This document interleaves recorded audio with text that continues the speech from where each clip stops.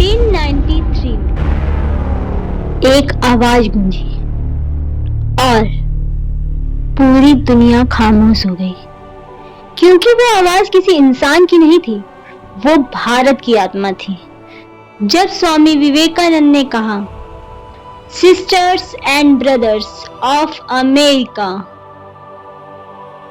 तो वो एक भाषण नहीं था, वो एक गुलाम देश की दहाड़ थी।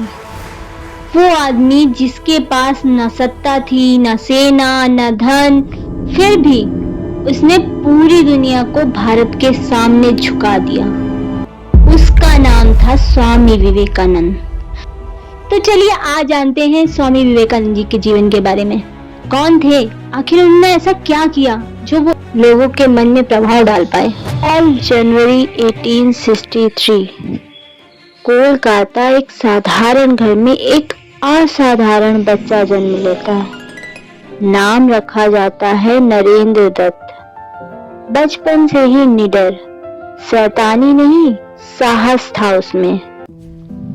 माँ से भक्ति सीखी, पिता से तर्क, लेकिन नरेंद्र किसी एक में नहीं बंधा।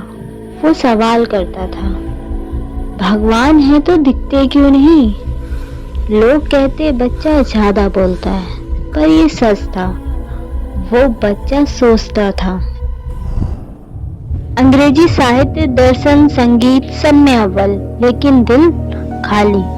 धर्म उसे झूठ लगता था, पाखंड से नफरत थी।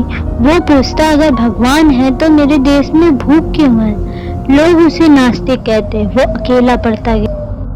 रामकृष्ण परमहंस से उनके जीवन में एक नया मोड़ आया, जब दक्षिणेश्वर में एक साधारण संत से नरेंद्र ने सीधा सवाल किया, क्या आपने भगवान को देखा है? उत्तर आया, हाँ, जैसे मैं तुम्हें देख रहा हूँ। नरेंद्र कांप जाता है। पहली बार शब्द नहीं, अनुभव। रामकृष्ण कहते हैं तू दुनिया बदलेगा। 1886 रामकृष्ण परमहंस जी का देहांत हो जाता है। नरेंद्र टूट जाता है।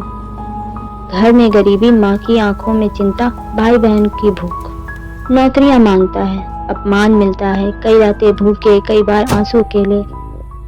एक रात मंदिर में वो कहता है, अगर तू है भगवान तो मुझे ताकत दे, कमजोरी नहीं। नरेंद्र सब छोड़ देता है, संन्यास लेता है। अब वो है स्वामी विवेकानंद। भारत यात्रा पे जाता है, पैदल, भूखा, अकेला।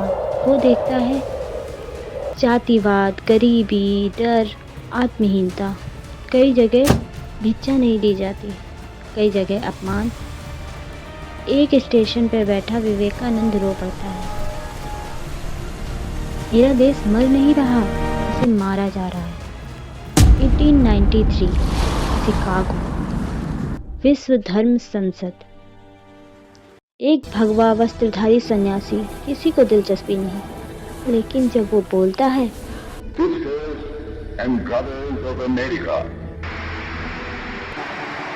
पूरा सभागार खड़ा, तालियां, आंसू, सम्मान। उस दिन दुनिया ने जाना, भारत सिर्फ गरीब नहीं, वो गुरु है।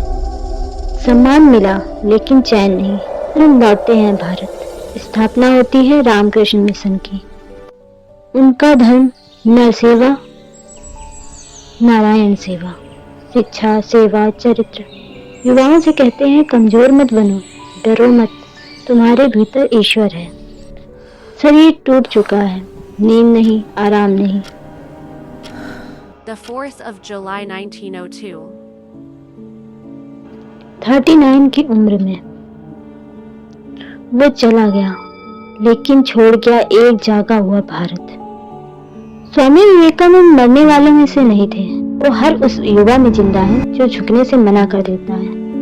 उठो, जागो और तब तक मत रुको जब तक कि लक्ष्य प्राप्त न हो जाए।